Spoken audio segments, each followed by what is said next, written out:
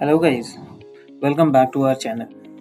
In this video, we will see how to find TikTok Pixel ID and TikTok Conversion API. So what you need to do, you just need to log into your TikTok Business Manager account. To find the TikTok Pixel ID and TikTok Conversion API token, we need to go to our Ads Manager account as well. You can simply type in ads.tiktok.com as well. Once you are logged in, you will see home and data sources and as an option on the left side. So just click on data sources, and this is your pixel ID which you have right on your screen in the alphanumerical form. Now let's just click on the pixel and you'll be redirected to a different page wherein you need to click on settings, and under events API you will find an option to generate access token. So just simply click on it, and the ID that you see right on your screen is your conversion API token. So you can simply copy the token ID and paste it to your respective platforms that you're using, be it WordPress, WooCommerce, or Shopify.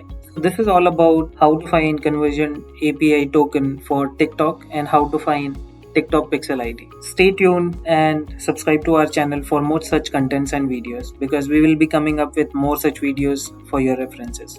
Thank you for watching.